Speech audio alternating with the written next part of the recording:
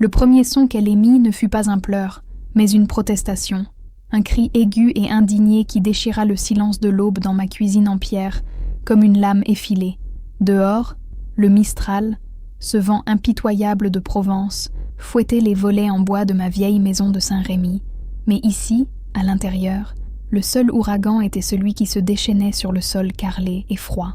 Le monde, à cet instant, se résumait à ce son, à ce petit corps tremblant et ensanglanté dans mes bras, et au secret monumental que sa naissance représentait. J'étais seule, complètement et terriblement seule. La douleur de l'accouchement, une vieille connaissance pour avoir aidé tant de femmes, déchirait mon corps de 58 ans avec une fureur que je ne croyais plus possible. La sueur coulait sur mon front et se mêlait aux larmes silencieuses que je ne parvenais pas à contenir. Chaque contraction avait été une bataille menée en silence, les dents serrées sur un torchon pour étouffer mes gémissements.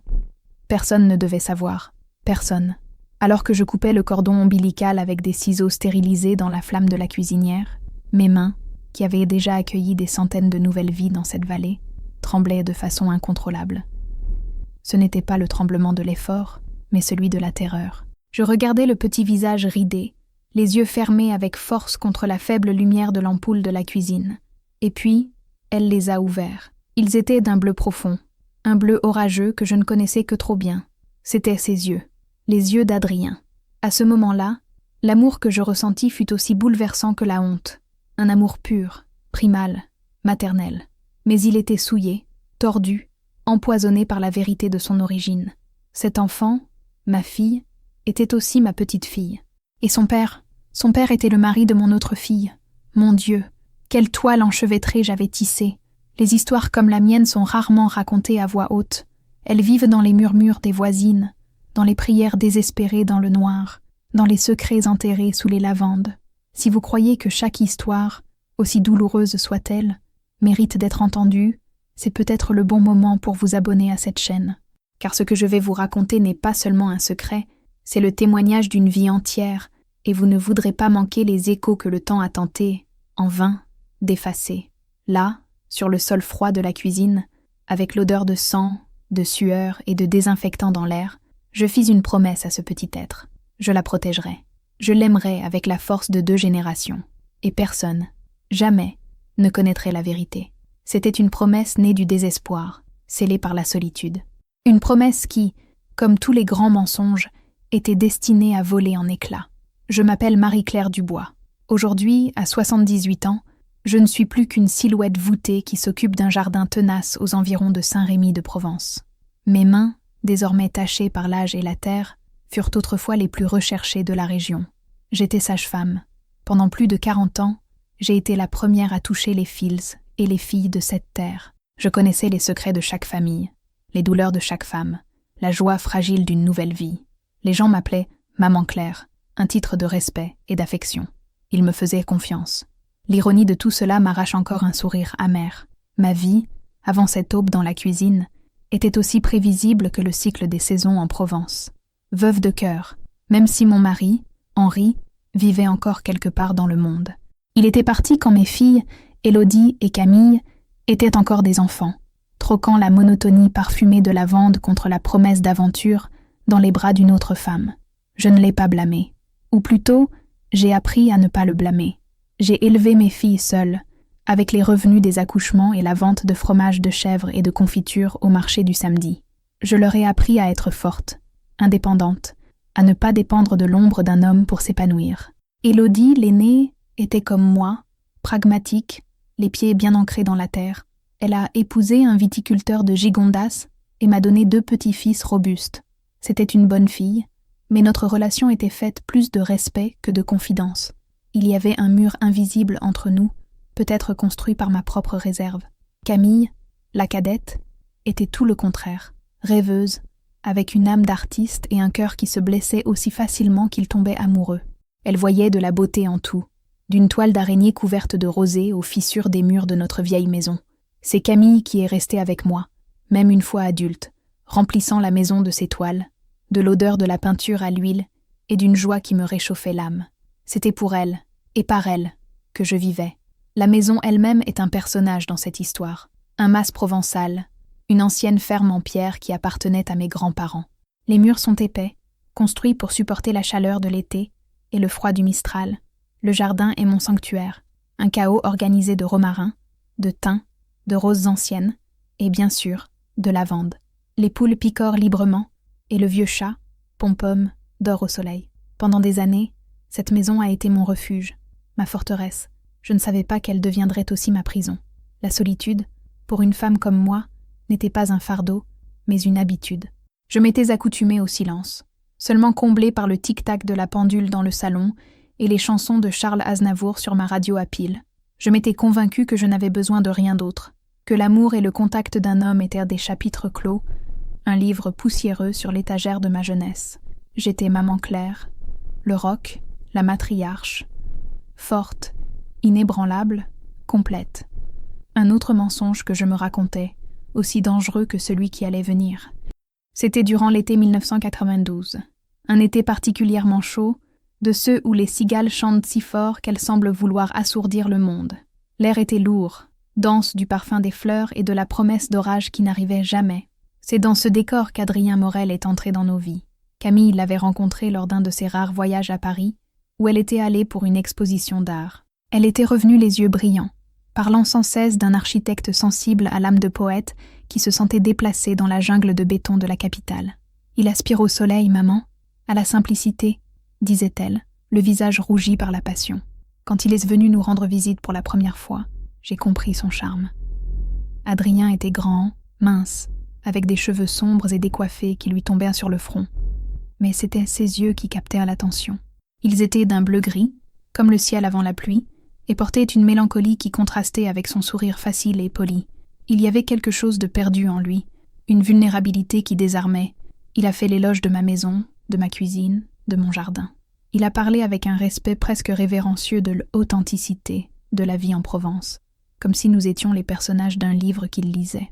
Ils se sont mariés en moins de 6 mois, lors d'une cérémonie simple dans la petite église du village. Camille était radieuse, une vision dans sa robe de dentelle. Adrien, à ses côtés, semblait être un prince déplacé de son conte de fées. Et, à ma grande surprise, et pour mon malheur futur, ils ont décidé de vivre avec moi. « C'est temporaire, maman », m'a assuré Camille, jusqu'à ce qu'Adrien trouve un bon travail ici et que nous mettions de l'argent de côté pour notre propre maison.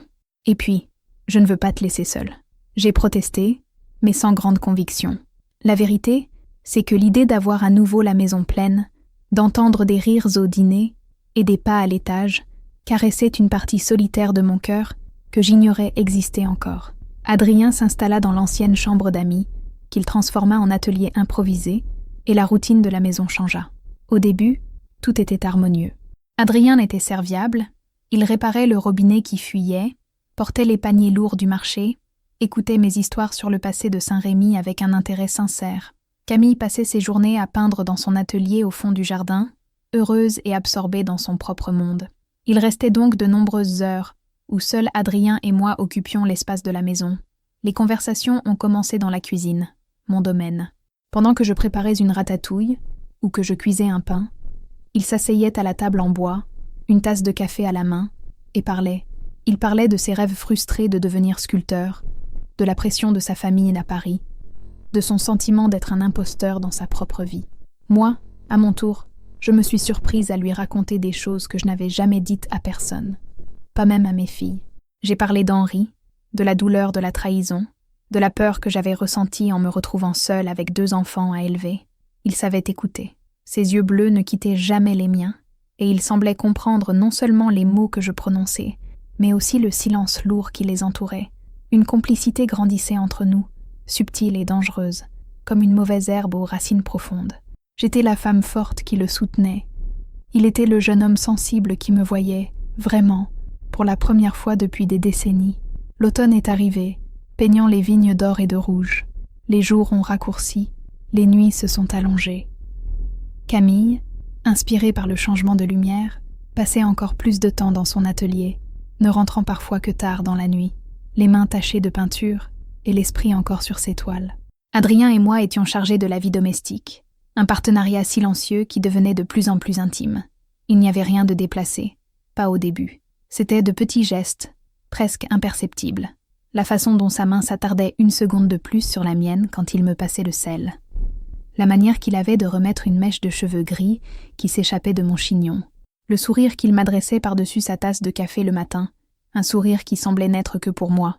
Moi qui avais bâti une forteresse autour de mon cœur, je sentis les pierres commencer à trembler. J'ai commencé à m'apprêter davantage. J'ai commencé à mettre un peu de parfum, une broche en argent que je gardais depuis des années. Quand je me regardais dans le miroir, je ne voyais plus seulement la vieille maman Claire, je voyais une femme encore capable de sentir le sang battre plus vite dans ses veines, et cela m'effrayait et m'enivrait à la fois.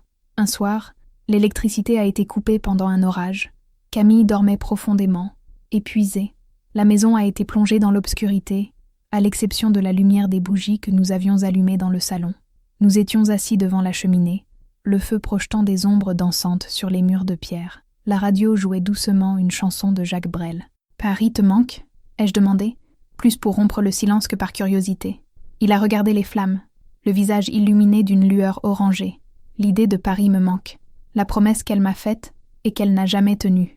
Ici, j'ai l'impression de pouvoir respirer, mais parfois, j'ai l'impression d'étouffer d'une autre manière. Comment ça ?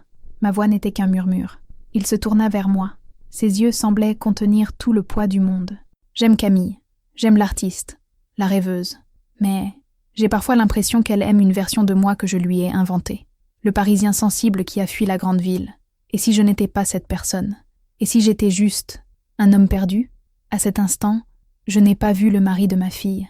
J'ai vu un garçon effrayé, aspirant à un havre de paix. Et, sans réfléchir, j'ai tendu la main et touché son bras. Nous nous sentons tous perdus parfois, Adrien. L'important est de retrouver son chemin. Il a couvert ma main de la sienne. Sa peau était chaude, la mienne, froide.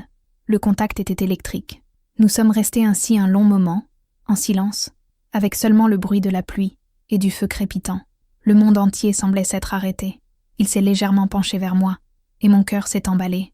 Je savais ce qui allait se passer. Je le désirais, et le craignais avec la même intensité.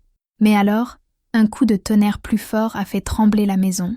Pompom a sursauté dans son sommeil, et le moment s'est brisé. Il a retiré sa main vivement, comme s'il s'était brûlé. « Il se fait tard, dit-il, la voix rauque. Bonne nuit, Marie-Claire. » Il s'est levé et a monté les escaliers, me laissant seule avec mon cœur battant à tout rompre et une sensation vertigineuse de danger et de possibilité. La ligne n'avait pas encore été franchie, mais nous savions tous les deux que nous dansions dangereusement près d'elle.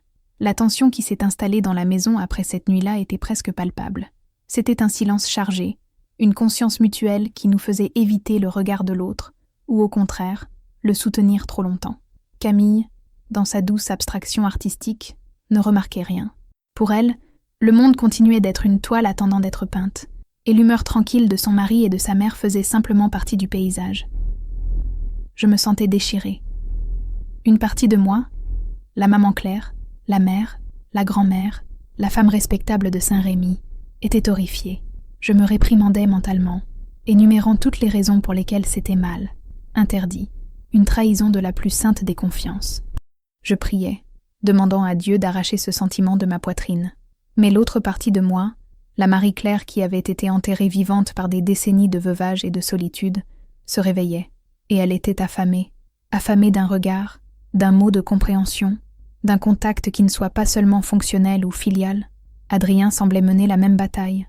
Je le voyais dans le jardin, immobile, regardant dans le vide, les épaules voûtées.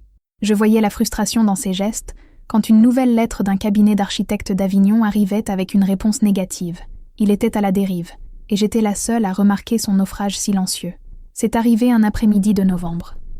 Une pluie froide et persistante tombait depuis des jours, transformant le jardin en bourbier et nous confinant tous à la maison.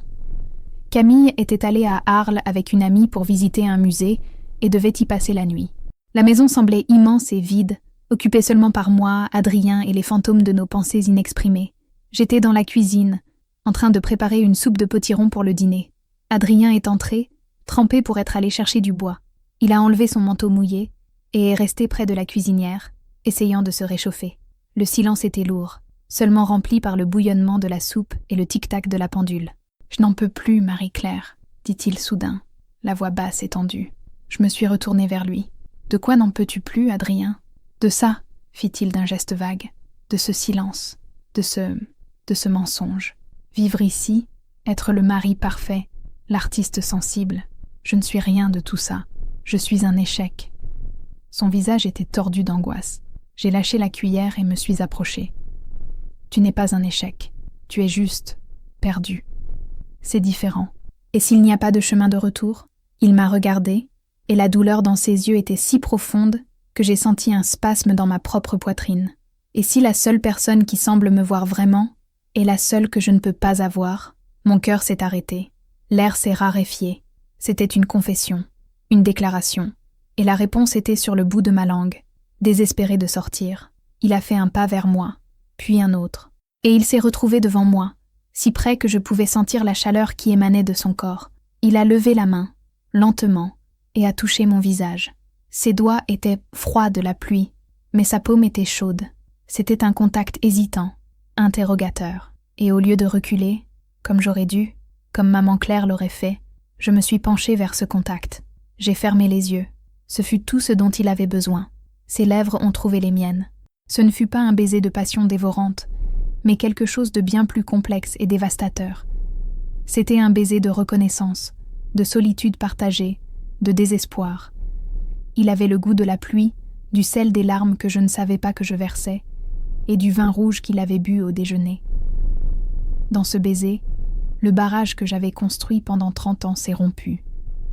Toute la solitude, tout le manque, tout le besoin d'être vue comme une femme ont déferlé en une vague écrasante. Nous nous sommes agrippés l'un à l'autre, comme deux naufragés au milieu d'une tempête, cherchant non pas le plaisir, mais le salut. Et dans le silence de cette maison de pierre, tandis que la pluie battait contre les vitres, j'ai trahi ma fille, mon honneur et tout ce en quoi je croyais. Et le plus terrible, à cet instant, je n'ai ressenti aucune once de regret. J'ai seulement ressenti du soulagement. Ce qui a suivi fut une danse dangereuse et clandestine, vécue dans les interstices de notre routine familiale. La liaison, si l'on peut l'appeler ainsi, n'était pas faite de rendez-vous passionnés dans des hôtels ou de billets secrets. Elle était tissée avec les fils du quotidien, ce qui la rendait encore plus traîtresse. C'était un regard échangé par-dessus la tête de Camille pendant le dîner. Une main qui touchait accidentellement, l'autre en prenant le même plat de salade. C'étaient les rencontres nocturnes dans la cuisine, après que Camille était allée se coucher, bercée par son sommeil lourd de celle qui a la conscience tranquille. Nous nous asseyions à la table en bois, sous la faible lumière de l'unique ampoule, et nous parlions pendant des heures. Nous parlions de tout et de rien, mais ce qui n'était pas dit hurlait dans l'espace entre nous. Ces conversations étaient notre véritable acte d'infidélité. C'est là que nous nous déshabillions, non pas le corps, mais l'âme. Je lui parlais de ma jeunesse, du rêve que j'avais d'être botaniste avant que la vie et le mariage ne me retiennent à Saint-Rémy. Il me montrait ses croquis, non pas de bâtiments, mais de visages, de mains, de sculptures qui n'existaient que dans son esprit. Il voyait en moi la femme que j'aurais pu être. Je voyais en lui l'homme qu'il pouvait encore devenir. Les rencontres physiques étaient rares et chargées d'une culpabilité presque suffocante. Elles avaient lieu dans l'ancien hangar à outils, au fond du jardin, un endroit qui sentait la terre humide, l'huile et le vieux bois. C'étaient des moments volés, précipités, mus davantage par un besoin désespéré de connexion que par la luxure. Après, le remords s'abattait sur moi comme un linceul. Je rentrais à la maison, me lavais les mains vigoureusement, comme si je pouvais effacer le contact de sa peau de la mienne. Je regardais le visage endormi de Camille et ressentais une nausée si profonde que je pensais que mon cœur allait s'arrêter. Adrien gérait la culpabilité d'une autre manière. Il devenait excessivement gentil avec Camille. Il lui apportait des fleurs, louait ses peintures avec une ferveur exagérée, l'enlaçait constamment devant moi. C'était sa pénitence, et chaque geste était comme un coup de poignard dans ma poitrine. C'était un rappel constant de ma place, de ma transgression. J'étais l'autre, l'intruse, l'ombre dans leur mariage. L'hiver s'installa, couvrant la Provence d'une fine couche de givre. La vie devint un théâtre. Nous trois, assis à table, formant un triangle d'amour, de tromperie et d'ignorance. Camille, au centre, heureuse et inconsciente, était le soleil autour duquel nous, deux planètes sombres, orbitions, mourant de peur d'une collision. « Vous vous entendez si bien, tous les deux », dit-elle un soir en souriant. « Je suis si heureuse que tu l'aimes autant, maman. C'est comme s'il était le fils que tu n'as jamais eu. » La cuillère de soupe trembla dans ma main. Adrien s'étouffa avec son vin. Je forçai un sourire. C'est un bon garçon, ma fille. Un bon garçon. Le mensonge était un poison que je prenais à petites doses quotidiennes. Il me rongeait de l'intérieur, transformant l'amour que je ressentais pour ma fille en une tapisserie de culpabilité. Je vivais dans un état d'alerte constant, analysant chaque mot, chaque regard. Le moindre faux pas pouvait tout faire s'effondrer. J'étais épuisée. Épuisée de feindre, de cacher, d'être deux femmes à la fois, la maman Claire que le village connaissait et la Marie-Claire qui rencontrait son gendre dans le noir. Et le pire était encore à venir. Le printemps 1993 arriva avec une explosion de couleurs et de vie, mais en moi, un hiver particulier refusait de partir. Je commençais à me sentir différente. Une fatigue profonde, qui ne passait pas avec une bonne nuit de sommeil, s'installa dans mes os. Mes seins, qui depuis longtemps ne donnèrent plus signe de vie, étaient douloureux et sensibles. Et l'odeur du café, qui avait toujours été mon rituel matinal, commença à me provoquer une violente nausée. Au début, j'attribuais tout à l'âge. C'est la ménopause, qui arrive enfin en force, me disais-je. À 58 ans, c'était l'explication la plus logique. J'étais sage-femme. Je connaissais le corps féminin comme ma poche. Mais les symptômes que je ressentais n'étaient pas ceux de la fin d'un cycle. C'étaient ceux du début. Le déni est une force puissante. Pendant des semaines, j'ai ignoré les signes. J'ai ignoré l'absence de mes règles, chose qui, bien qu'irrégulière, se produisait encore. J'ai ignoré l'aversion pour certains aliments, la sensibilité accrue aux odeurs. Je me raccrochais à la logique, à la probabilité. C'était impossible. J'étais trop vieille. C'était tout simplement impossible. Le moment de vérité est venu un matin d'avril. J'étais dans le jardin, en train de désherber autour de mes rosiers. Le soleil du matin était agréable, mais je me sentis prise de vertige. Je m'appuyai contre le mur de pierre de la maison, respirant profondément. Et puis, je l'ai senti, un mouvement subtil, un frémissement, un battement d'ailes de papillon au fond de mon ventre. Je connaissais cette sensation. Je l'avais ressentie 2 fois auparavant, avec Élodie et Camille. C'était incomparable. C'était le premier souffle de vie. Le râteau tomba de ma main et heurta le sol avec un bruit sourd. Le monde entier sembla tourner. Je m'assis lourdement sur la terre, le cœur martelant contre mes côtes, l'air manquant dans mes poumons. Non, ce n'était pas possible. Mon Dieu, ce n'était pas possible. Je suis rentrée en courant dans la salle de bain, les mains tremblantes. Je n'avais pas besoin d'un test de pharmacie. J'étais le test. Mes doigts, entraînés par des décennies, se sont posés sur mon abdomen. J'ai pressé doucement, avec la technique que j'avais utilisée sur tant d'autres femmes. Et là, indéniable, se trouvait la petite protubérance ferme de mon utérus, déjà légèrement augmentée. Le reflet dans le miroir me montra une étrangère, une femme aux cheveux grisonnants, avec des rides d'inquiétude et de rire autour des yeux et de la bouche, le visage d'une grand-mère. Et à l'intérieur de ce corps, un corps qui aurait déjà dû être à son automne, une nouvelle vie fleurissait, une vie conçue dans le péché, la trahison et le désespoir. Le sol s'est ouvert sous mes pieds. La panique, froide et absolue, s'est emparée de moi. La honte était une vague de feu qui montait le long de mon cou et brûlait mon visage. Enceinte. Moi, Marie-Claire Dubois, maman Claire, la matriarche de Saint-Rémy, j'étais enceinte de mon gendre. La réalité de la situation s'abattit sur moi avec le poids d'une pierre tombale. Ce n'était plus un secret de regard et de contact. C'était une conséquence vivante, qui grandissait en moi à chaque seconde. Qu'allais-je faire? Le dire à Adrien? Sa réaction serait la terreur, je le savais. Le dire à Camille?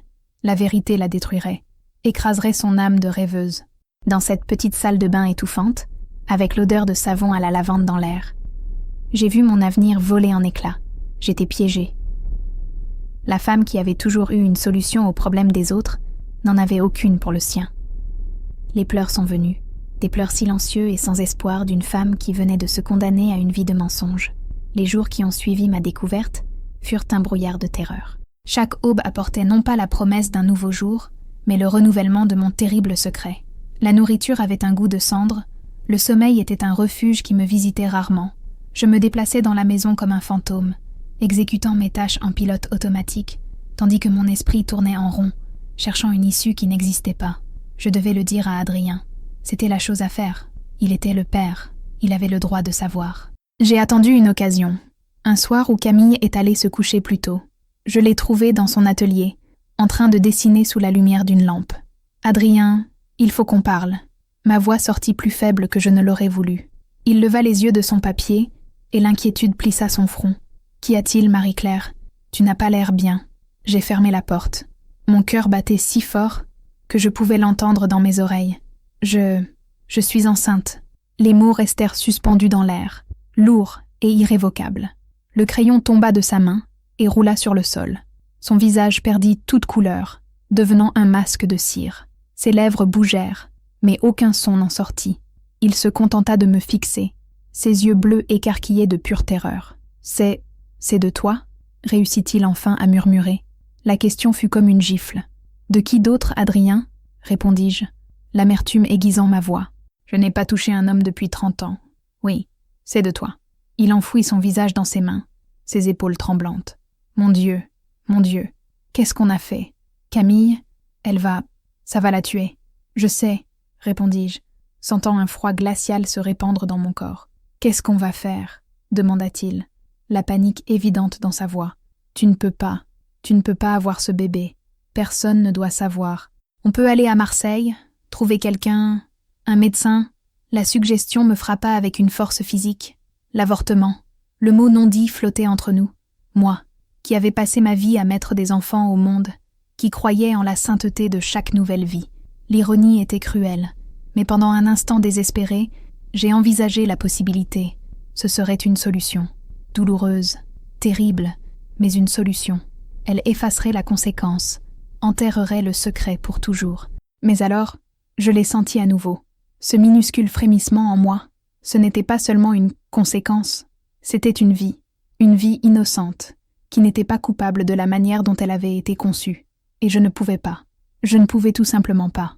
Non, dis-je, la voix ferme pour la première fois. Je ne le ferai pas. Le soulagement et la terreur se disputaient sur le visage d'Adrien. Alors, qu'est-ce qu'on fait? Pour l'amour de Dieu, Marie-Claire, qu'est-ce qu'on fait? Je ne sais pas, admis-je, l'épuisement me gagnant. Je sais juste que je ne peux pas m'en débarrasser. Cette conversation ne nous a pas unis. Au contraire, elle a creusé un abîme entre nous. La peur d'Adrien était plus forte que n'importe quel sentiment qu'il aurait pu avoir pour moi. Il a commencé à m'éviter. Les conversations nocturnes dans la cuisine ont cessé. Les regards complices ont été remplacés par des regards de panique et d'accusation. J'étais seule là-dedans, plus seule que jamais. C'est alors que le plan a commencé à se former dans mon esprit. Un plan fou, désespéré, mais le seul que je pouvais envisager. Si je ne pouvais pas effacer l'existence de cet enfant, je devrais effacer son origine. Je devrais le cacher aux yeux de tous. Je cacherais ma grossesse, je porterais des robes amples, je donnerais des excuses sur le gonflement de l'âge. J'accoucherais seule, ici, dans cette maison. Et puis, j'inventerais une histoire. Une histoire sur une jeune étrangère, peut-être une touriste, qui aurait eu le bébé et me l'aurait laissé. C'était un plan fragile, plein de failles, mais c'était tout ce que j'avais. La décision était prise. Je construirais une prison de silence autour de moi et de cet enfant. Je porterais le fardeau seul. Je protégerais Camille de la vérité. Je protégerais Adrien des conséquences. Et je protégerais ce bébé de la honte de sa naissance.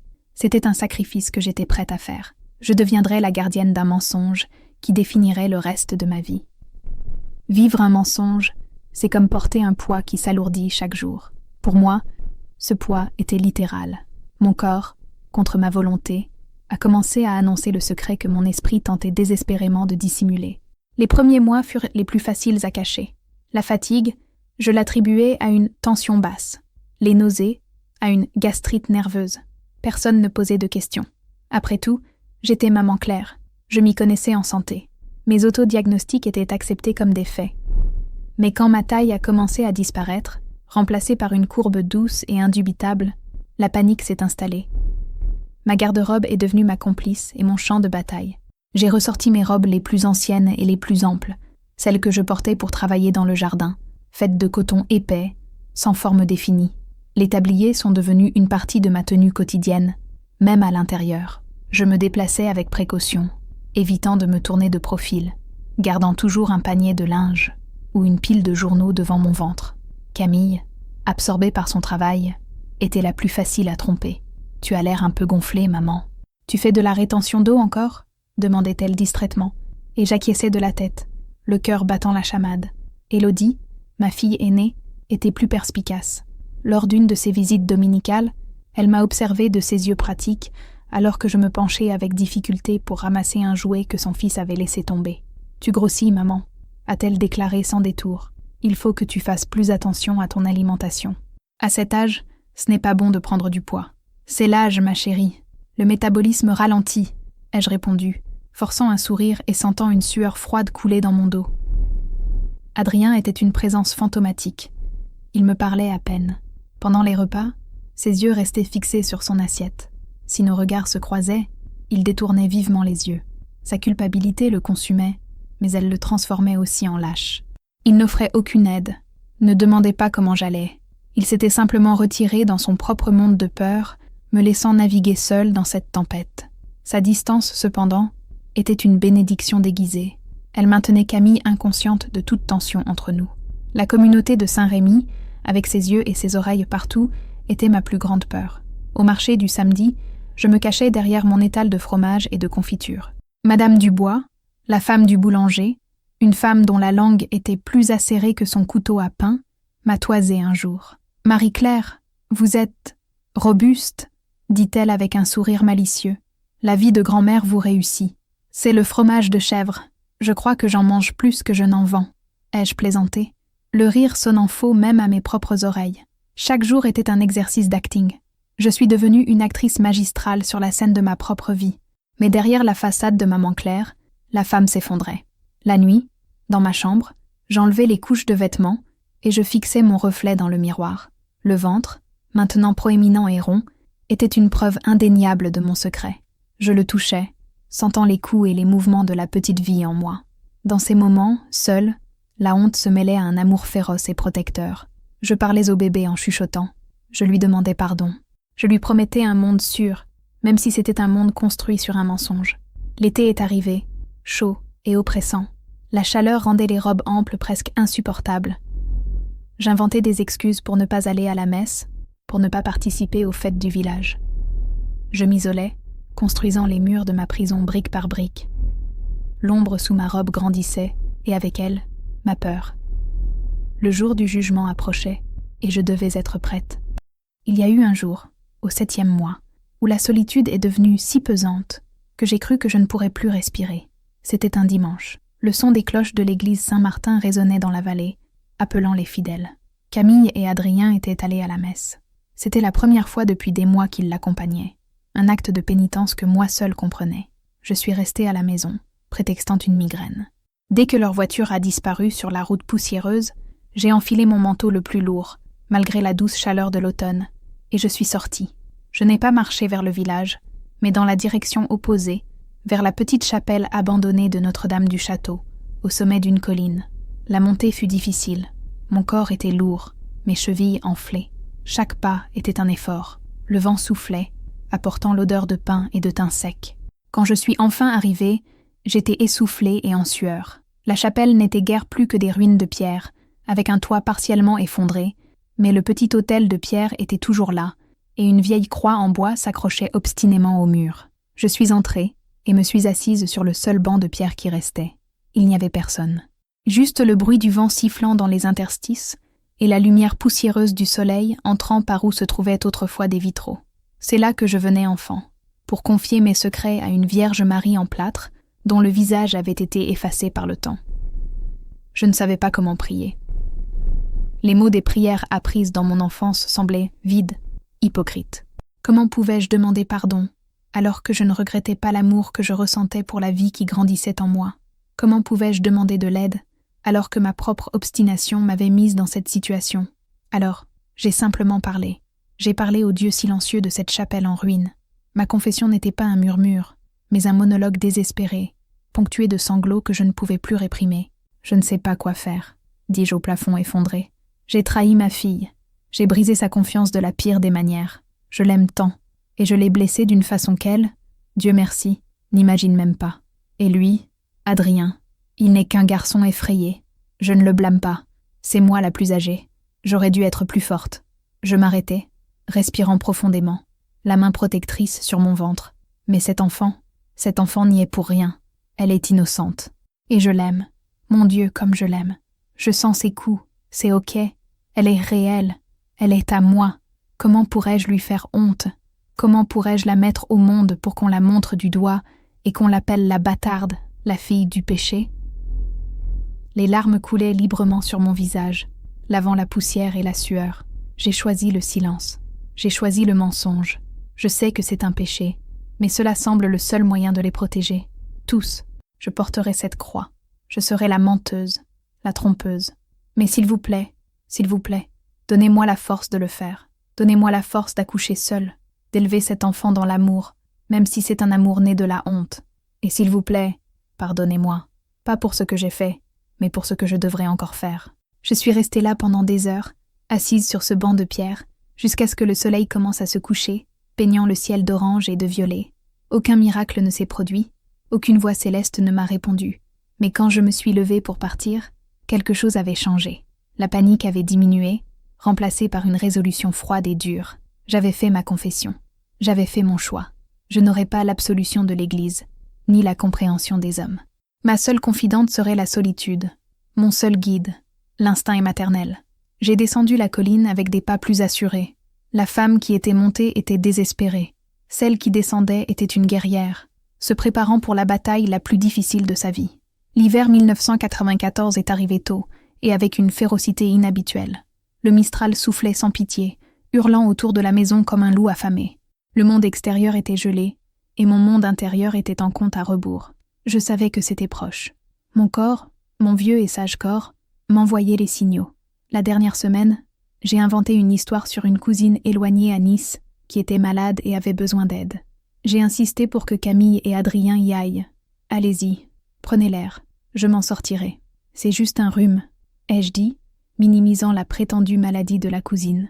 Adrien sembla soulagé à la perspective de s'enfuir. Camille, réticente à me laisser, a finalement cédé à mon insistance. Le matin de leur départ, je les ai serrés dans mes bras sur le pas de la porte.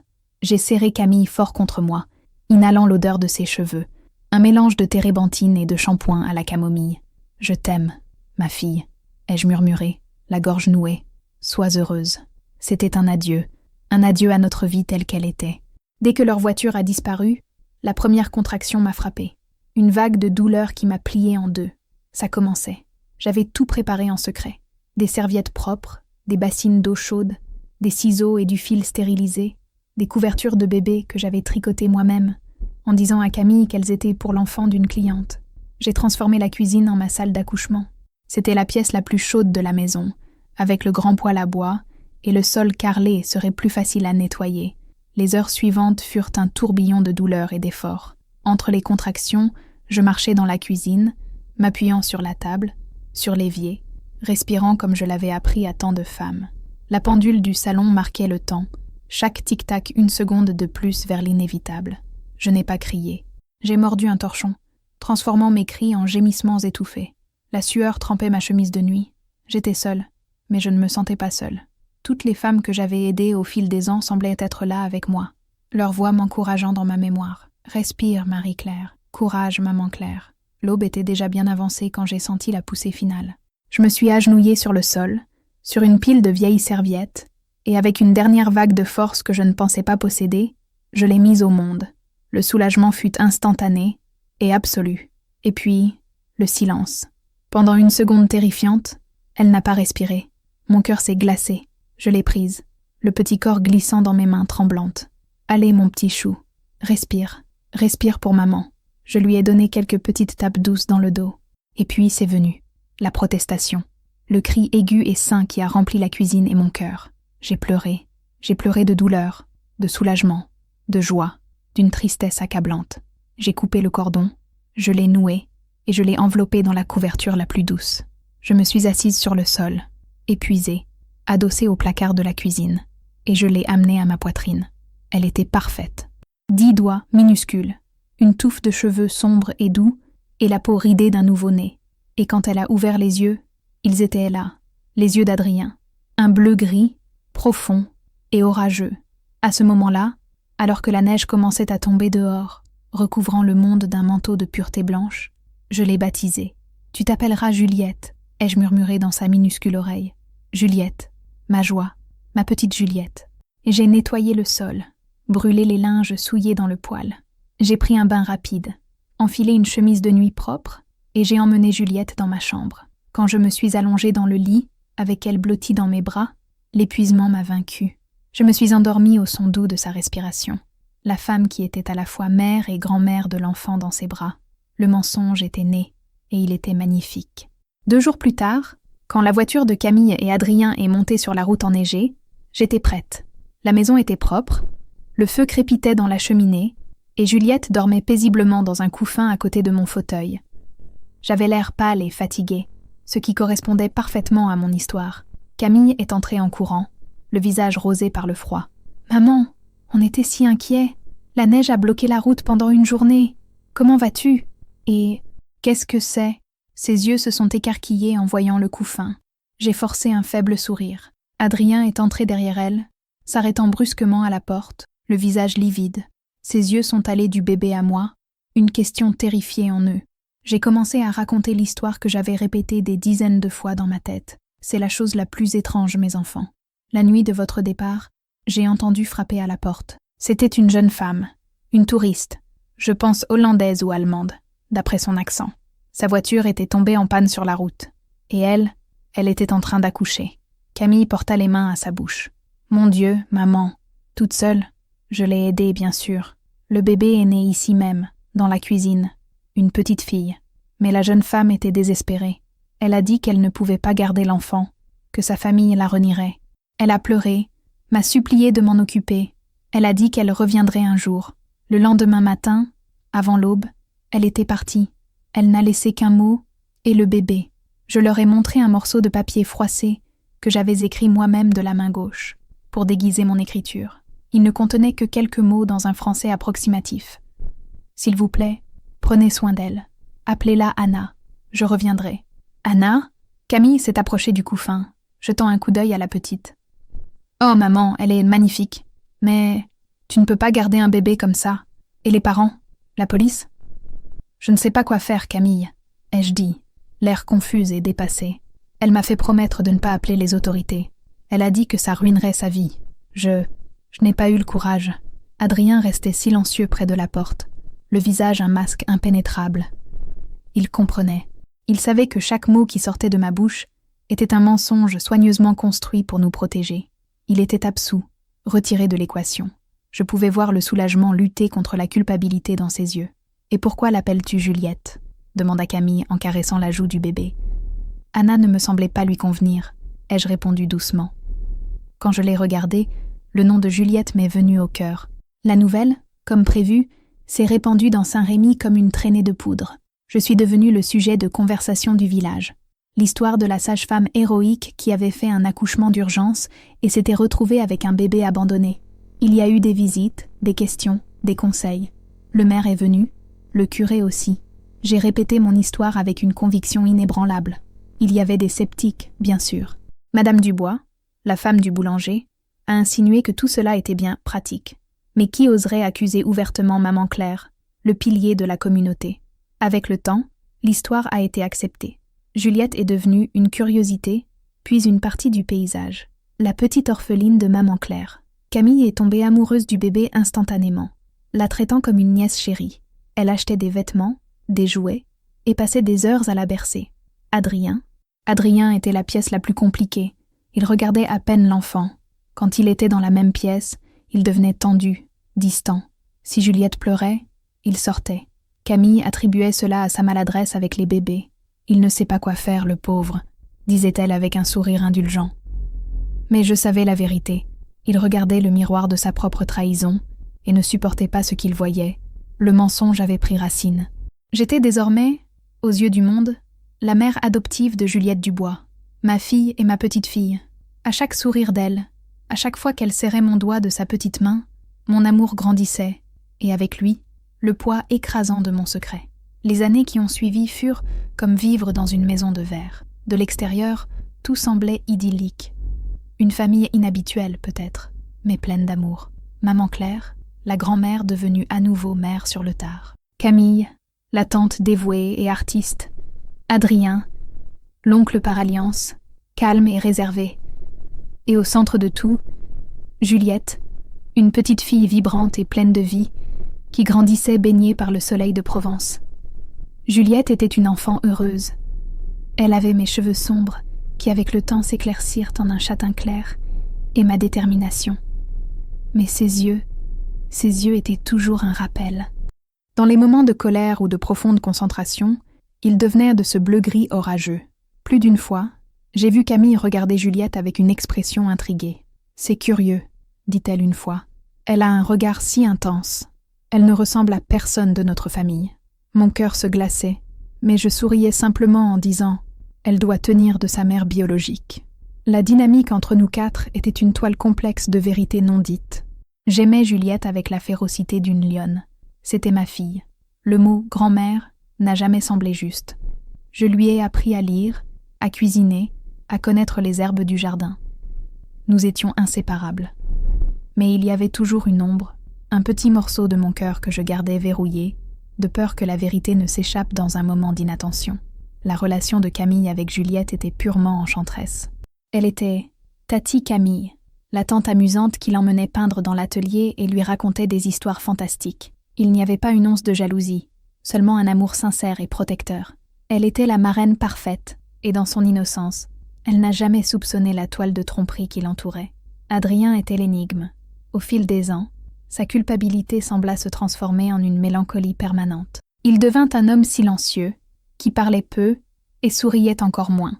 Il n'a jamais trouvé d'emploi stable comme architecte dans la région et a fini par accepter un travail monotone dans un bureau d'urbanisme à Cavaillon. Ses rêves de devenir sculpteur ont été rangés dans un tiroir, avec sa vitalité. Son interaction avec Juliette était douloureusement étrange. Il la traitait avec une formalité distante. Il lui offrait des cadeaux coûteux pour ses anniversaires, et à Noël, comme s'il essayait d'acheter son pardon. Mais il jouait rarement avec elle, ou la prenait dans ses bras. Juliette, avec l'intuition aiguisée des enfants, sentait cette barrière. « Pourquoi tonton Adrien ne m'aime pas, maman ?» m'a-t-elle demandé un jour, quand elle avait environ 6 ans. « Bien sûr qu'il t'aime, mon amour, » ai-je menti en arrangeant ses cheveux. « Il est juste un homme très sérieux. » Le mensonge soutenait notre famille, mais la rendait aussi incroyablement fragile.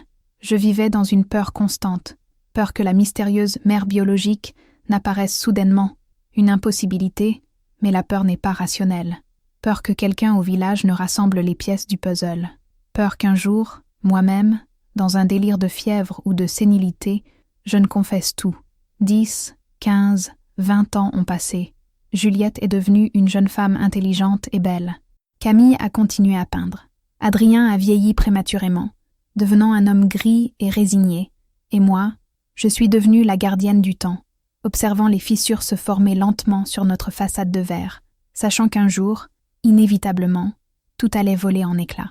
Juliette avait 22 ans quand la première véritable ombre, une qui n'était pas de mon fait, est tombée sur notre famille. Ce fut avec Camille. Cela a commencé subtilement. Une fatigue qu'elle ne pouvait expliquer. Une toux persistante qu'elle attribuait à la poussière de son atelier. Une perte de poids qui, au début, la rendit heureuse. Moi, avec mon regard exercé, j'ai vu les signes avant tout le monde. J'ai vu la pâleur sous sa peau, l'éclat fiévreux dans ses yeux, la façon dont elle était essoufflée en montant les escaliers. J'ai insisté pour qu'elle voie un médecin à Avignon. Elle a hésité, disant que ce n'était que du stress. Mais, pour me faire plaisir, elle y est allée. Le diagnostic fut un coup de poing dans l'estomac pour nous tous. Un cancer du poumon, déjà à un stade avancé. L'ironie était cruelle. Camille, qui n'avait jamais fumé une cigarette de sa vie, qui vivait entourée par la nature, était consumée de l'intérieur par une maladie implacable. La nouvelle a transformé notre maison. L'odeur de peinture a été remplacée par l'odeur d'antiseptique. Les toiles colorées ont été mises de côté, et la chambre de Camille est devenue le centre de notre univers. La maladie nous a dépouillés de toutes nos prétentions et nous a forcés à une proximité brutale. Juliette a été incroyable. Elle venait de terminer ses études d'infirmière, une voie qu'elle avait choisie, selon elle, à cause de moi. Elle a refusé une offre d'emploi à l'hôpital de Marseille pour s'occuper de Camille à plein temps. Elle administrait les médicaments, surveillait les symptômes, donnait le bain à sa tante avec une tendresse et un professionnalisme qui me remplissait de fierté et de douleur. Elle s'occupait de la mère qu'elle n'avait jamais su qu'elle avait. Adrien, quant à lui, s'est effondré. La perspective de perdre Camille l'a brisé d'une manière que même la culpabilité n'avait pas réussi à faire. Il est devenu une ombre, errant dans la maison, impuissant et perdu. Il s'asseyait au chevet de Camille pendant des heures, lui tenant simplement la main, le visage un masque de souffrance. Dans son désespoir, il semblait, pour la première fois depuis des années, se rapprocher de moi, cherchant un réconfort silencieux, une force qu'il ne possédait pas. Et moi, je me suis retrouvée dans le rôle que j'avais toujours joué, celui de soignante. Je préparais des bouillons, changeais les draps, et la nuit, quand Juliette et Adrien étaient épuisés, c'était moi qui veillais, écoutant la respiration difficile de Camille. Je la voyais dépérir jour après jour, la lumière dans ses yeux rêveurs s'éteignant lentement. Et mon mensonge, le secret que je portais depuis plus de 2 décennies, a commencé à m'étouffer. Comment pouvais-je la laisser partir sans qu'elle sache la vérité? Comment pouvais-je permettre qu'elle meure en croyant à une fiction, alors que la preuve vivante de sa plus grande trahison était là, s'occupant d'elle avec tant d'amour? La culpabilité, qui était devenue une compagne constante, se transforma alors en bourreau. Elle me chuchotait à l'oreille pendant les longues veilles nocturnes. « Dis-lui, donne-lui la dignité de la vérité avant qu'il ne soit trop tard. » Mais la peur me paralysait. La vérité n'allait pas la guérir. Au contraire, elle pourrait empoisonner ses derniers jours. Elle pourrait détruire Juliette. Elle pourrait détruire le peu qui restait d'Adrien. Et ainsi, je suis restée silencieuse, déchirée entre le désir d'avouer et la terreur des conséquences. Tandis que la vie de ma fille s'évanouissait, grain par grain, la fin de Camille fut lente. Un adieu qui s'est étiré sur des semaines. La maison était plongée dans un silence lourd, seulement brisé par sa toux et le tic-tac de la pendule. Elle ne pouvait plus quitter son lit et passait la plupart de son temps à dormir, d'un sommeil agité induit par la morphine. Dans les rares moments de lucidité, elle nous demandait. Elle demandait à Juliette de lui lire quelque chose, à Adrien de lui raconter sa journée au bureau, à moi de lui faire une tisane, même si elle pouvait à peine avaler. C'étaient des moments précieux et torturants. Un après-midi de fin d'automne, la lumière dorée entrait par la fenêtre de la chambre, illuminant les particules de poussière qui dansèrent dans l'air. Juliette, Adrien et moi étions tous dans la chambre. Camille était réveillée, les yeux ouverts, mais le regard lointain. Juliette était assise sur le bord du lit, arrangeant les oreillers de sa tante. Soudain, la main fragile de Camille bougea et saisit celle de Juliette. Elle tourna lentement la tête et fixa son regard sur le visage de la jeune femme. Un long, très long regard. Elle ne regardait pas Juliette, la nièce. Elle étudiait, analysant chaque trait, chaque contour. Puis, ses yeux se sont déplacés et ont rencontré ceux d'Adrien, qui se tenait de l'autre côté du lit, et sont revenus sur Juliette, et de nouveau sur Adrien. Le silence dans la pièce était absolu. J'ai retenu mon souffle. Mon cœur semblait s'être arrêté de battre. Un éclair de compréhension, d'une clarté terrible, traversa les yeux de Camille. Ce n'était pas de la colère, ce n'était pas du choc, c'était une tristesse profonde, ancienne, comme si un soupçon qu'elle avait enfoui au plus profond de son âme pendant des années venait enfin de remonter à la surface pour respirer. Sa voix, quand elle a parlé, n'était qu'un filet, un murmure rauque que nous avons à peine entendu. « Elle a le même regard », murmura-t-elle, les yeux toujours fixés sur Juliette. « Le même regard qu'Adrien, maman. » Le monde s'est arrêté. Juliette se figea, la main toujours dans celle de Camille, le visage un masque de confusion. « Quoi, Tati ?» Adrien fit un pas en arrière, comme s'il avait été physiquement frappé. Il heurta la commode, renversant un verre d'eau qui se brisa sur le sol. Le bruit fut assourdissant dans le silence maladif, mais Camille ne me quittait pas des yeux. La question était là, dans son regard embué par la maladie et les médicaments. Une question qu'elle n'avait plus la force de formuler, mais qui hurlait dans son silence. J'ai senti le sol se dérober.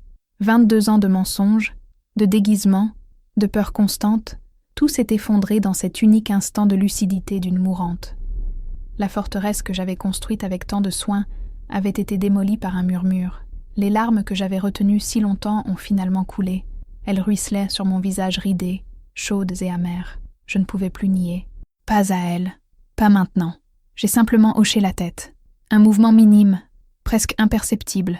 Mais pour Camille, ce fut suffisant. Un unique sanglot s'échappa de ses lèvres. Une larme solitaire roula sur sa tempe et se perdit dans ses cheveux. Elle ne dit plus rien. Elle ferma simplement les yeux, et l'épuisement de la vérité sembla la ramener à l'inconscience. Le bruit du verre brisé sur le sol fut ce qui nous tira de notre transe. Juliette regarda le visage endormi de Camille, puis le mien, et enfin celui d'Adrien, qui était blanc comme un fantôme, adossé au mur. Qu'est-ce qui se passe ? La voix de Juliette était un mélange de peur et de confusion. Qu'est-ce que Tati Camille a voulu dire ? Maman, pourquoi pleures-tu » Adrien ne dit pas un mot. Il se retourna, ouvrit la porte de la chambre et sortit, ses pas lourds et pressés résonnant dans le couloir. Je savais qu'il n'y avait plus d'échappatoire. La vérité, une fois libérée, ne pouvait plus être remise en cage. « Juliette, assieds-toi » dis-je, la voix tremblante. Nous sommes allés dans la cuisine, la scène de tant de mes secrets.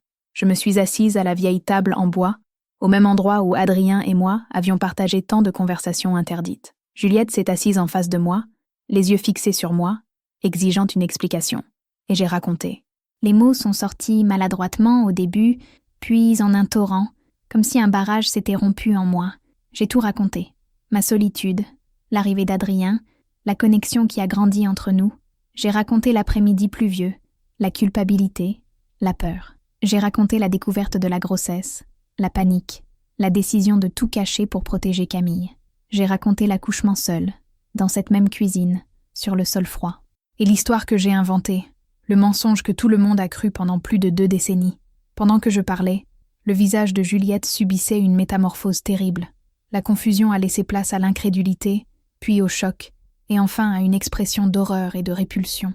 Chaque mot que je prononçais était un coup, détruisant les fondations de son identité, de sa vie. « Alors, dit-elle, la voix à peine audible quand j'eus terminé, tu n'es pas ma mère. »« Je suis ta mère, Juliette, » ai-je supplié, tendant la main vers elle. « Je t'ai mise au monde, je t'ai élevée, je t'aime plus que ma propre vie. » Elle a reculé, s'éloignant de mon contact comme s'il la brûlait. « Tu es ma grand-mère, » dit-elle, le mot sonnant comme une accusation.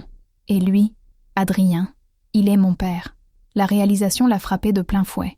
Ses yeux se sont remplis de larmes, mais pas de tristesse, de colère, de dégoût.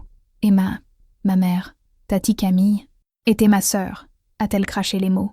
Vous tous, vous m'avez menti, toute ma vie. C'est un mensonge.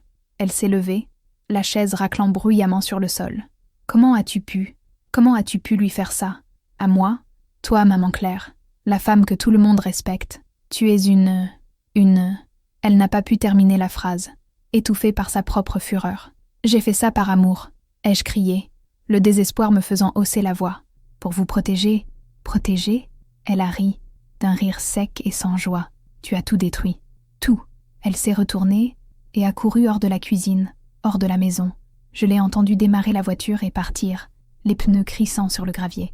Je suis restée seule dans la cuisine silencieuse, l'écho de ses paroles réverbérant sur les murs. La vérité, que j'avais tant redoutée, avait finalement éclaté. Et comme je l'avais prévu, elle n'avait libéré personne. Elle avait seulement tout détruit sur son passage. Cette même nuit, alors que j'étais assise sur une chaise à côté du lit de Camille, tenant sa main inerte, elle est partie.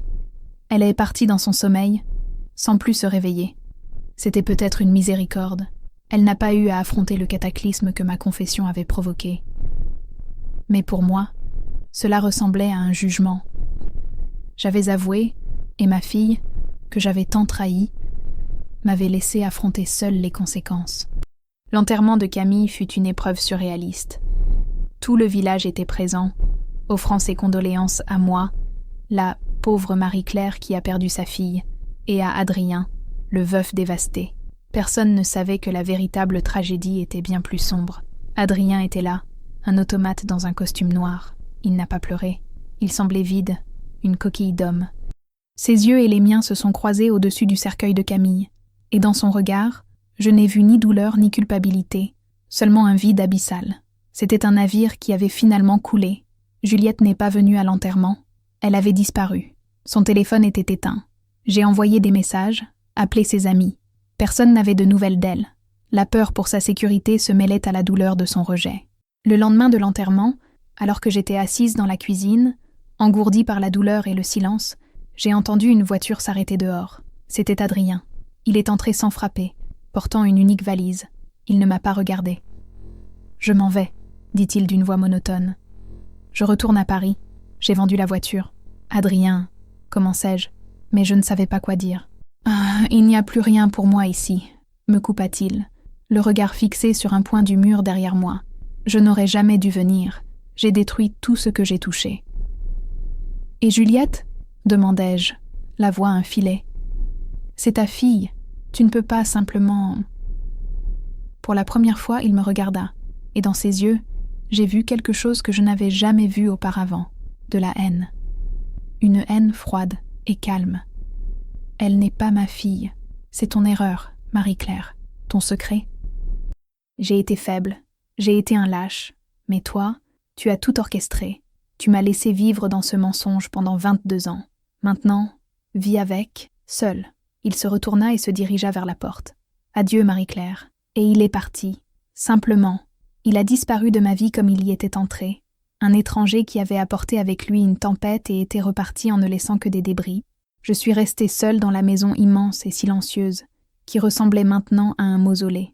L'absence de Camille était un trou dans le tissu de la réalité. Le départ d'Adrien était un écho de sa lâcheté, et le silence de Juliette était ma punition la plus cruelle. La vérité, cependant, n'est pas restée confinée entre nous. Je ne sais pas comment elle a fuité. Peut-être qu'Adrien, dans son amertume, l'a raconté à quelqu'un avant de partir. Peut-être que l'infirmière qui a aidé à soigner Camille a entendu quelque chose.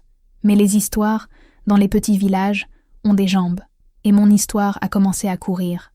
D'abord, ce furent les murmures, les regards au marché qui duraient un peu plus longtemps, les gens qui traversèrent la rue pour ne pas me croiser. Puis, les mots sont devenus plus audacieux. La pécheresse, la vieille sans gêne. Elle a couché avec le mari de sa propre fille. Maman Claire, la sage-femme respectée, la matriarche, était morte. À sa place, il n'y avait que Marie-Claire Dubois, la paria. Ma vie s'est rétrécie jusqu'à tenir dans les limites de ma propriété. La maison et le jardin sont devenus mon monde, mon monastère et ma cellule de prison. J'ai arrêté d'aller au marché, j'ai arrêté d'aller à l'église, je vivais de mes poules, des légumes de mon potager et de mes conserves. Les rares fois où j'avais besoin de quelque chose du village, j'y allais tôt le matin ou tard le soir, me déplaçant comme une ombre, évitant le contact visuel. Le jugement de la communauté était une punition constante et silencieuse. Personne ne m'a confronté directement. Ils n'en avaient pas besoin. Le mépris était dans leurs yeux, dans le silence qui s'installait quand j'entrais dans un magasin, dans la manière dont les mères attirèrent leurs enfants près d'elles. Moi, qui avais mis au monde tant de ces mêmes enfants, j'étais maintenant vue comme une contamination. Élodie, ma fille aînée, est venue me voir une fois. Elle s'est assise dans ma cuisine, le visage dur et inflexible. « C'est vrai ?» a-t-elle demandé sans détour. Je n'ai pas pu lui mentir. J'ai simplement hoché la tête. « Je n'arrive pas à comprendre, maman », dit-elle en secouant la tête, la déception claire dans sa voix. « Tout ce que tu nous as appris sur l'honneur, sur la force. Comment as-tu pu ?» Elle n'a pas attendu une réponse que je n'avais pas. Elle s'est levée et est partie. Elle ne m'a pas complètement reniée. Elle m'appelait encore pour les fêtes et envoyait les petits-enfants m'apporter un panier de Noël. Mais la chaleur, l'intimité, aussi minime soit-elle, avait disparu. J'étais devenue une obligation pour elle, plus une mère. Mes journées sont devenues un rituel de travail et de solitude. Je m'occupais de mon jardin avec une fureur silencieuse. J'arrachais les mauvaises herbes comme si j'arrachais mes propres péchés. Je taillais les rosiers avec une précision chirurgicale. La terre ne me jugeait pas. Les plantes ne me condamnaient pas. Dans la sueur de mon travail, je trouvais une sorte de pénitence. Et j'attendais.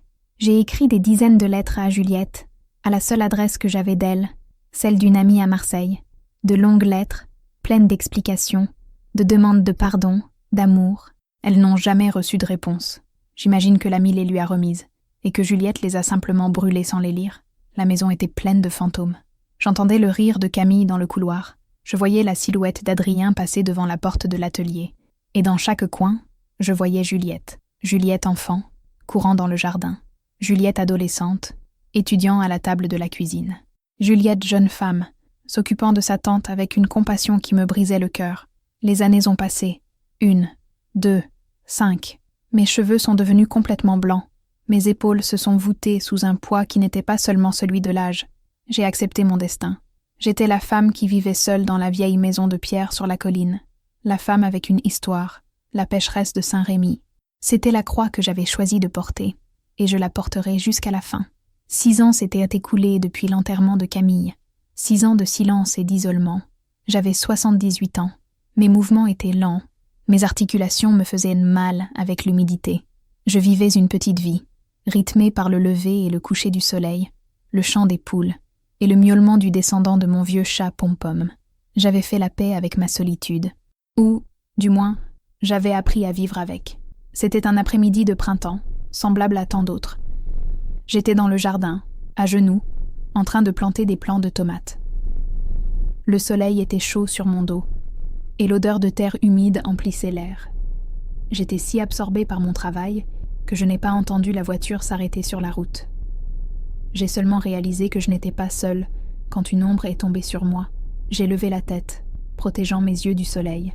Une femme se tenait là, grande, avec des cheveux châtains clairs attachés en un chignon désordonné, et un visage que je connaissais mieux que le mien. Mais il était différent.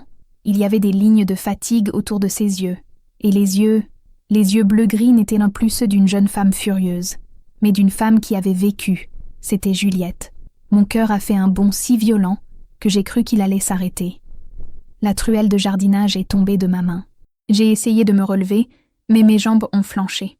Elle a fait un pas en avant et a tendu la main pour m'aider. J'ai hésité un instant avant d'accepter. Sa main était ferme et chaude. Elle m'a aidé à me mettre debout, et nous sommes restés là, en silence. Un long moment, l'odeur de terre et de tomates entre nous. « Bonjour, maman », dit-elle. Ce mot, que je pensais ne plus jamais entendre de ses lèvres, m'a frappé avec la force d'une vague. Les larmes ont immédiatement jailli de mes yeux. « Juliette » fut tout ce que je pus dire, la voix un murmure étranglé. « Je peux entrer » demanda-t-elle. J'ai hoché la tête, incapable de parler. Nous avons marché lentement vers la maison. Elle semblait redécouvrir l'endroit, ses yeux passant sur les rosiers, sur la porte d'entrée qui avait besoin d'une nouvelle couche de peinture, sur le vieux banc de pierre sous la glycine. Nous sommes entrés dans la cuisine. La même pendule faisait encore son tic-tac au mur. La même table en bois occupait toujours le centre de la pièce. On aurait dit que le temps s'était arrêté, mais nous savions toutes les deux à quel point il avait passé. Elle s'est assise sur la même chaise qu'elle avait occupée le jour de ma confession. J'ai mis la bouilloire sur le feu, mes mains tremblant tellement que j'ai à peine réussi à allumer le gaz. Le silence était dense, mais ce n'était pas le silence hostile d'avant. C'était un silence d'attente, d'hésitation. « J'ai fait une thérapie », dit-elle soudain, en regardant ses propres mains posées sur la table. Pendant longtemps, j'avais besoin de comprendre. J'étais tellement en colère, contre toi, contre lui, contre Tati Camille, contre moi-même. Elle leva les yeux et me fixa. Je t'ai détesté de toutes mes forces. Je t'ai détesté d'avoir menti, de m'avoir volé une vérité, d'avoir fait de toute ma vie une farce. J'écoutais simplement, acceptant chaque mot comme faisant partie de ma pénitence. Mais le temps passe, continua-t-elle, la voix plus douce. Et la colère, elle fatigue. Et en dessous, il y avait d'autres choses. Il y avait le souvenir de toi m'apprenant à faire de la confiture, de toi veillant toute la nuit quand j'avais de la fièvre, de toi m'applaudissant à ma remise de diplôme. Sous la colère, l'amour était toujours là. Confus, blessé, mais il était là. Elle prit une profonde inspiration. Il m'a fallu 6 ans pour comprendre la solitude, pour comprendre le désespoir, pour comprendre que les gens, même les bonnes personnes, commettent des erreurs terribles. Je ne pardonne pas ce que tu as fait, maman. Je pense que je ne pourrai jamais pardonner complètement. Mais je crois que je peux comprendre. Le sifflet de la bouilloire a percé l'air. C'était le son le plus banal du monde. Mais pour moi, il a retenti comme une annonce. L'annonce que l'hiver le plus long de ma vie touchait peut-être, enfin, à sa fin. J'ai préparé une tisane à la camomille, la même que je lui faisais quand elle était enfant et qu'elle faisait des cauchemars. Nous nous sommes assises à la table de la cuisine, la vapeur s'élevant de nos tasses, et nous avons parlé. Ce ne fut pas une conversation facile. Il y avait des décennies de questions non posées, de sentiments non exprimés. Elle m'a interrogée sur Adrien. Je lui ai dit qu'il était parti et que je n'avais plus jamais eu de ses nouvelles. J'ai vu la douleur dans ses yeux, la douleur du rejet d'un père qu'elle n'avait jamais vraiment connu, et mon cœur s'est brisé pour elle une fois de plus. Elle m'a parlé de sa vie à Marseille, de son travail à l'hôpital, des amis qu'elle s'était fait, d'un petit appartement avec vue sur le port. Elle s'était construit une vie, loin des ruines de la nôtre. Elle était forte, plus forte que je ne l'avais jamais imaginée. « Je suis venue parce que j'avais besoin de te voir », dit-elle après un long silence. « J'avais besoin de savoir si la femme qui m'a élevée était toujours là, sous tout ça. »« J'ai toujours été là, Juliette, » ai-je répondu, les larmes coulant librement sur mon visage. « Je t'ai toujours attendue. » Elle n'est pas restée longtemps ce jour-là. Avant de partir, elle m'a prise dans ses bras. C'était une étreinte hésitante, un peu raide au début, puis elle s'est détendue dans mes bras, et je l'ai serrée de toutes les forces qui me restaient, inhalant l'odeur de ses cheveux, remerciant Dieu, l'univers, quiconque écoutait. Juliette n'est pas revenue vivre à Saint-Rémy, mais elle a commencé à revenir en visite. Tous les 2 week-ends, sa voiture montait la route poussiéreuse. Nous nous occupions du jardin ensemble. Nous cuisinions. Nous nous asseyions sur la terrasse et regardions le soleil se coucher derrière les collines. Nous ne parlions pas beaucoup du passé. Nous n'en avions pas besoin. Nous construisions quelque chose de nouveau, brique par brique, sur les fondations brisées de notre histoire. Un pont fragile, fait de compréhension et d'un amour tenace qui refusait de mourir. Aujourd'hui, assise ici dans mon vieux fauteuil, l'odeur de lavande entrant par la fenêtre, je regarde ma vie. Ce ne fut pas la vie que j'avais prévue. Ce fut une vie d'amour intense, d'erreurs monumentales, de honte profonde et d'une rédemption silencieuse. J'ai trahi, j'ai menti, j'ai blessé les personnes que j'aimais le plus. Il n'y a aucun moyen d'effacer cela. Mais j'ai aussi aimé. J'ai aimé ma fille Camille de tout mon cœur. Et j'ai aimé Juliette avec la force d'une mère et d'une grand-mère. Un amour né sur un terrain interdit, mais qui a fleuri malgré tout, comme une fleur sauvage qui pousse dans une fissure du rocher. Je ne sais pas si je mérite le pardon. Peut-être que le pardon n'est pas quelque chose que l'on reçoit, mais quelque chose que l'on construit, jour après jour, avec de petits gestes d'honnêteté et d'amour. C'est ce que Juliette et moi faisons. Mon histoire touche à sa fin. C'est une histoire sur la fragilité humaine, sur la façon dont le désir d'être aimé peut nous conduire sur des chemins sombres. Mais c'est aussi, je l'espère, une histoire sur la résilience du cœur, sur comment, même après la pire des tempêtes, les lavandes peuvent encore fleurir. Et ainsi, mon voyage de mots se termine ici, mais peut-être que votre réflexion ne fait que commencer. Si l'histoire d'une vieille sage-femme et de son secret impossible a touché quelque chose en vous, si elle vous a fait réfléchir à l'amour, à l'erreur et au pardon, alors mon silence de tant d'années en valait la peine. Pensez à laisser un like pour que cette histoire touche d'autres cœurs, un commentaire avec vos pensées, et peut-être à vous abonner, car il y a toujours d'autres histoires qui vivent dans l'ombre, attendant juste une chance de trouver la lumière. À vous tous qui avez écouté avec un cœur ouvert, merci. Je suis Marie-Claire Dubois, et ceci fut ma vérité.